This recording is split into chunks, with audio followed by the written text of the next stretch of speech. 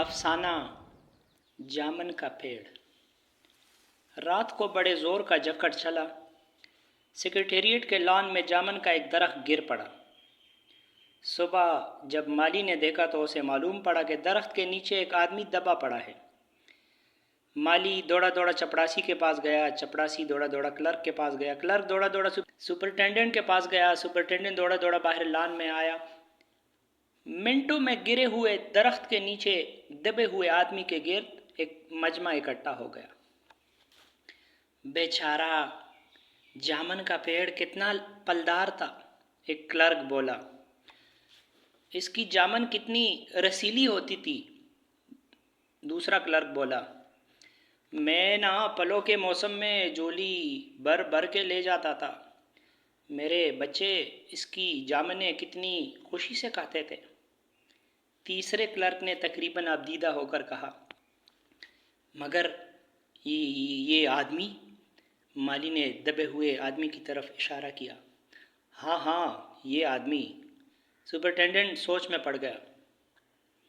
پتہ نہیں زندہ ہے کہ مر گیا؟ ایک چپڑاسی نے پوچھا۔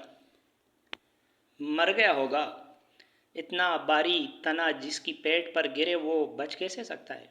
دوسرا چپڑاسی بولا۔ نہیں، میں زندہ ہوں، دبے ہوئے آدمی نے بمشکل کراتے ہوئے کہا۔ زندہ ہے؟ ایک کلرک نے حیرت سے پوچھا۔ درخت کو ہٹا کر اسے نکال لینا چاہیے، مالی نے مشورہ دیا۔ مشکل معلوم ہوتا ہے، ایک کاہل اور موٹا چپڑاسی بولا۔ درخت کا تنا بہت باری اور وزنی ہے۔ جی کیا مشکل ہے؟ مالی بولا۔ اگر سپرنٹینڈنٹ صاحب حکم دے تو ابھی 15-20 مالی، چپڑاسی اور کلرک زور لگا کر درخت کے نیچے سے دبے ہوئے آدمی کو نکال سکتے ہیں۔ مالی ٹھیک کہتا ہے۔ بہت سے کلرک ایک ساتھ بول پڑے۔ لگاؤ زور، ہم تیار ہیں۔ ایک دم سے لوگ درخت کو کاٹنے پر تیار ہو گئے۔ ٹھہرو، سپرنٹینڈنٹ بولا، میں انڈر سیکرٹری سے مشورہ کر لوں۔ انڈر سیکرٹری کے پاس گیا، انڈر سیکرٹری ڈپٹی سیکرٹری کے پاس گیا، ڈپٹی سیکرٹری جوائنٹ سیکرٹری کے پاس گیا، جوائنٹ سیکرٹری چیف سیکرٹری کے پاس گیا۔ چیف سیکرٹری نے جوائنٹ سیکرٹری سے کچھ کہا، جوائنٹ سیکرٹری نے ڈپٹی سیکرٹری سے کچھ کہا، ڈپٹی سیکرٹری نے انڈر سیکرٹری سے کچھ کہا، اور ایک فائل بن گئی۔ فائل چلنے لگی، فائل چلتی رہی۔ اس میں آدھا دن گزر گیا۔ دوپہر کو کانے پر دبے ہوئے آدمی کے گرد بہت سی بھیڑ جمع ہو گئی تھی۔ لوگ طرح طرح کی باتیں کر رہے تھے۔ کچھ منچلے کلرکوں نے معاملے کو اپنے ہاتھ میں لینا چاہا۔ وہ حکومت کے فیصلے کا انتظار کیے بغیر درخت کو خود سے ہٹانے کا تہیہ کر رہے تھے کہ اتنے میں سپرنٹینڈنٹ فائل لیے باغا باغا آیا۔ بولا، ہم لوگ خود سے اس درخت کو یہاں سے ہٹا نہیں سکتے۔ ہم لوگ محکمہ تجارت سے متعلق ہے اور یہ درخت کا معاملہ ہے جو کہ محکمہ زراعت یعنی ایگریکلچر کی تحویل میں ہے۔ اس لیے میں اس فائل کو ارجنٹ مارک کر کے محکمہ زراعت یعنی ڈپارٹمنٹ آف ایگریکلچر میں بھیج رہا ہوں۔ وہاں سے جواب آتے ہی اس کو ہٹوا دیا جائے گا۔ دوسرے دن محکمہ زراعت سے جواب آیا کہ درخت ہٹوانے کی ذمہ داری محکمہ تجارت پر عائد ہوتی ہے۔ یہ جواب پڑھ کر محکمہ تجارت کو غصہ آ گیا۔ انہوں نے فوراً لکھا کہ پیڑوں کو ہٹوانے یا نہ ہٹوانے کی ذمہ داری محکمہ زراعت پر عائد ہوتی ہے، محکمہ تجارت کا اس معاملے سے کوئی تعلق نہیں۔ دوسرے دن بھی فائل چلتی رہی۔ شام کو جواب بھی آ گیا۔ ہم اس معاملے کو ہارٹیکلچرل ڈپارٹمنٹ کے سپرد کر رہے ہیں کیونکہ ایک پلدار درخت کا معاملہ ہے اور ایگریکلچرل ڈپارٹمنٹ صرف اناج اور کھیتی باڑی کے معاملوں میں فیصلہ کرنے کا مجاز ہے۔ جامن کا پیڑ ایک پلدار پیڑ ہے، اس لیے پیڑ ہارٹیکلچرل ڈپارٹمنٹ کے دائرۂ اختیار میں آتا ہے۔ رات کو مالی نے دبے ہوئے آدمی کو دال بات کے لایا۔ حالانکہ لان کے چاروں طرف پولیس کا پہرا تھا کہ کئی لوگ قانون کو اپنے ہاتھ میں لے کر درخت کو خود سے ہٹوانے کی کوشش نہ کریں، مگر ایک پولیس کانسٹیبل کو رحم آ گیا۔ اس نے مالی کو دبے ہوئے آدمی کو کانا کھلانے کی اجازت دے دی۔ مالی نے دبے ہوئے آدمی سے کہا، تمہاری فائل چل رہی ہے، امید ہے کہ کل تک فیصلہ ہو جائے گا۔ دبا ہوا آدمی کچھ نہ بولا۔ مالی نے پیڑ کے تنے کو غور سے دیکھ کر کہا، حیرت گزری کہ تنا تمہارے کولے پر گرا، اگر کمر پر گرتا تو ریڑھ کی ہڈی ٹوٹ جاتی۔ دبا ہوا آدمی پھر بھی کچھ نہ بولا۔ مالی نے پھر کہا، تمہارا یہاں کوئی وارث ہو تو مجھے اس کا اتا پتہ بتا دو، میں اسے خبر دینے کی کوشش کروں گا۔ میں لاوارث ہوں، دبے ہوئے آدمی نے بڑی مشکل سے کہا۔ مالی افسوس ظاہر کرتا ہوا وہاں سے ہٹ گیا۔ تیسرے دن ہارٹیکلچرل ڈپارٹمنٹ سے جواب آ گیا۔ بڑا کڑا جواب تھا اور طنزآمیز۔ ہارٹیکلچرل ڈپارٹمنٹ کا سیکرٹری ادبی مزاج کا آدمی معلوم ہوتا تھا۔ اس نے لکھا تھا، حیرت ہے، اس سمے جب درخت اگاؤ اسکیم بڑے پیمانے پر چل رہی ہے، ہمارے ملک میں ایسے سرکاری افسر بھی موجود ہیں جو درخت کو کاٹنے کا مشورہ دیتے ہیں، اور وہ بھی ایک پلدار درخت کو، اور پھر جامن کے درخت کو جس کے پل عوام بڑی شوق سے کھاتے ہیں۔ ہمارا محکمہ کسی حالت میں بھی پلدار درخت کو کاٹنے کی اجازت نہیں دے سکتا۔ اب کیا کیا جائے؟ ایک منچلے نے کہا، اگر درخت کاٹا نہیں جا سکتا تو اس آدمی کو کاٹ کر نکال لیا جائے۔ یہ دیکھیے، اس آدمی نے اشارے سے بتایا، اگر اس آدمی کو بیچ میں سے یعنی دڑ کے مقام سے کاٹا جائے تو آدھا آدمی ادھر سے نکل آئے گا اور آدھا آدمی ادھر سے باہر آ جائے گا، اور درخت وہی کا وہی رہ جائے گا۔ مگر اس طرح تو میں مر جاؤں گا، دبے ہوئے آدمی نے احتجاج۔ یہ بھی ٹھیک کہتا ہے، کلرک بولا۔ آدمی کو کاٹنے والی تجویز پیش کرنے والے نے پرزور احتجاج کیا۔ آپ جانتے نہیں ہیں، آج کل پلاسٹک سرجری کے ذریعے دڑ کے مقام پر اس آدمی کو پھر سے جوڑا جا سکتا ہے۔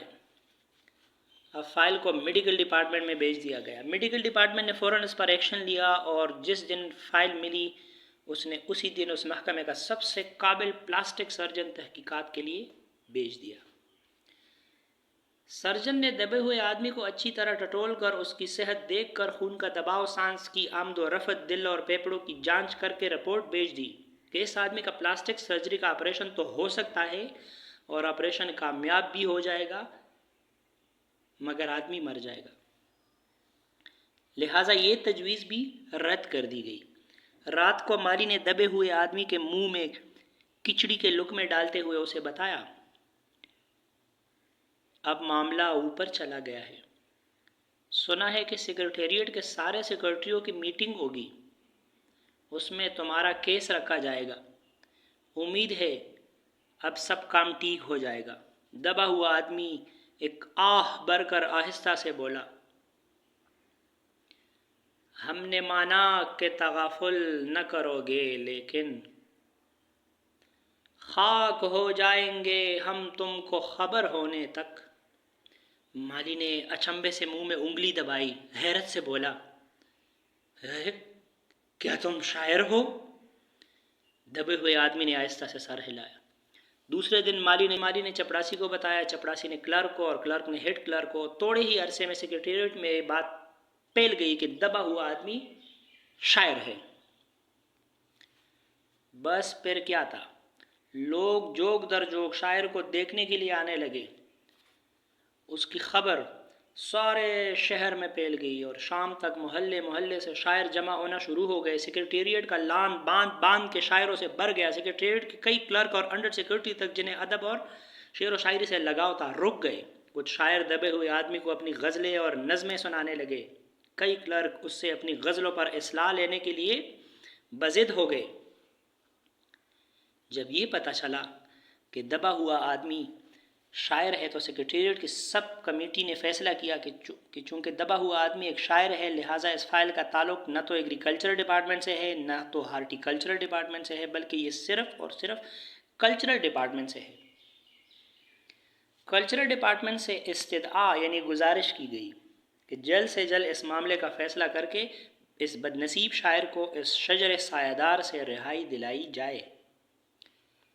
فائل کلچرل ڈپارٹمنٹ سے مختلف شعبوں سے گزرتی ہوئی ادبی اکادمی کے سیکرٹری کے پاس پہنچی۔ بیچارہ سیکرٹری اسی وقت اپنی گاڑی میں سوار ہو کر سیکرٹریٹ پہنچا اور دبے ہوئے آدمی سے انٹرویو لینے لگا۔ کیا تم شاعر ہو؟ اس نے پوچھا۔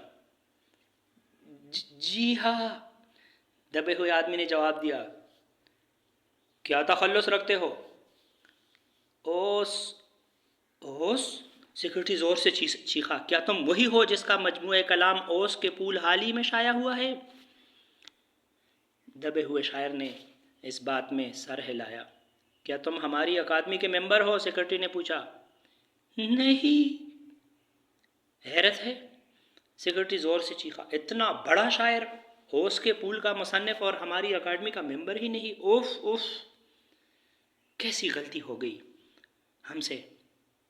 کتنا بڑا شاعر اور کیسے گوشہ گمنامی میں دبا پڑا ہے؟ گوشہ گمنامی میں نہیں بلکہ ایک درخت کے نیچے دبا ہوا ہوں۔ براہ کرم مجھے اس پیڑ کے نیچے سے نکالیے، ابھی بندوبست کرتا ہوں۔ سیکرٹری فوراً بولا اور فوراً جا کر اس نے اپنے محکمے میں رپورٹ پیش کی۔ دوسرے دن سیکرٹری باغا باغا شاعر کے پاس آیا اور بولا، مبارک ہو، مٹھائی کھلاؤ، ہماری سرکاری اکادمی نے تمہیں اپنی مرکزی کمیٹی کا ممبر چن لیا ہے، یہ لو پروانہ انتخاب۔ مگر مجھے اس درخت کے نیچے سے تو نکالو، دبے ہوئے آدمی نے کراہ کر کہا۔ اس کی سانس بڑی مشکل سے چل رہی تھی اور اس کی آنکھوں سے معلوم ہوتا تھا کہ وہ شدید تشنج اور کرب میں مبتلا ہے۔ یہ ہم نہیں کر سکتے، سیکرٹری نے جواب دیا۔ جو ہم کر سکتے تھے وہ ہم نے کر دیا، بلکہ ہم تو یہاں تک کر سکتے ہیں کہ اگر تم مر جاؤ تو تمہاری بیوی کو وظیفہ دلا سکتے ہیں، اگر تم درخواست دو تو ہم یہ بھی کر سکتے ہیں۔ میں ابھی زندہ ہوں، شاعر رک رک کو بولا، مجھے زندہ رکھو۔ مصیبت یہ ہے، سرکاری اکادمی کا سیکرٹری ہاتھ ملتے ہوئے بولا، ہمارا محکمہ صرف کلچرل سے متعلق ہے، اس لیے ہم نے فارسٹ ڈپارٹمنٹ کو خط لکھ دیا ہے، ارجنٹ لکھ دیا ہے۔ شام کو مالی نے آ کر کہ کل فارسٹ ڈپارٹمنٹ کے آدمی آ کر اس درخت کو کاٹ دیں گے اور تمہاری جان بچ جائے گی۔ مالی بہت خوش تھا کہ گو دبے ہوئے آدمی کی صحت جواب دے رہی تھی، مگر وہ کسی نہ کسی طرح اپنی زندگی کے لیے لڑے جا رہا تھا۔ کل تک صبح تک کسی نہ کسی طرح اسے زندہ رہنا ہے۔ دوسرے دن جب فارسٹ ڈپارٹمنٹ کے آدمی آری کو لہاڑی لے کر پہنچے تو ان کو درخت کاٹنے سے روک دیا گیا۔ معلوم ہوا کہ محکمہ خارجہ سے حکم آیا کہ اس درخت کو ہرگز نہ کاٹا جائے۔ وجہ یہ تھی کہ اس درخت کو 10 سال پہلے حکومت پیٹونیا کے وزیر اعظم نے سیکرٹریٹ کے لان میں لگایا تھا۔ اب یہ درخت اگر کاٹا گیا تو اس امر کا شدید خطرہ تھا کہ حکومت پیٹونیا سے ہمارے تعلقات ہمیشہ کے لیے بگڑ سکتے ہیں۔ ایک کلرک غصے سے چلایا۔ دوسری طرف دو حکومتوں کے تعلقات کا سوال ہے۔ دوسرے کلرک نے پہلے کلرک کو سمجھایا، اور یہ بھی تو سمجھو کہ حکومت پیٹونیا ہماری حکومت کو کتنی امداد دیتی ہے، کیا ہم ان کی دوستی کی خاطر ایک آدمی کی زندگی کو بھی قربان نہیں کر سکتے؟ شاعر کو تو مر جانا چاہیے۔ بلا شبہ انڈر سیکرٹری نے سپرنٹینڈنٹ صاحب کو بتایا، آج صبح وزیر اعظم صاحب باہر ملکوں کے دورے دور ہوگا۔ شام 5 بجے خود سپرنٹینڈنٹ شاعر کی فائل لے کر اس کے پاس آیا۔ سنتے ہو؟ آتے ہی خوشی سے فائل ہلاتے ہوئے چیخنے لگا۔ شام 5 بجے خود سپرنٹینڈنٹ شاعر کی فائل لے کر اس کے پاس آیا۔ سنتے ہو؟ آتے ہی خوشی سے فائل ہلاتے ہوئے چلایا۔ وزیر اعظم نے درخت کو کاٹنے کا حکم دے دیا ہے اور اس واقعہ کی ساری بین الاقوامی ذمہ داری اپنے سر پر لے لی ہے۔ کل وہ درخت کاٹ دیا جائے گا اور تم اس مصیبت سے چھٹکارا حاصل کر لو گے۔ ارے سنتے ہو؟ آج تمہاری فائل مکمل ہو گئی، سپرنٹینڈنٹ نے شاعر کے بازو کو ہلا کر کہا، مگر شاعر کا ہاتھ سرد تھا، آنکھوں کی پتلیاں بے جان تھی اور چیونٹیوں کی ایک لمبی قطار اس کے منہ کے اندر جا رہی تھی۔ اس کی زندگی کی فائل بھی مکمل ہو چکی تھی۔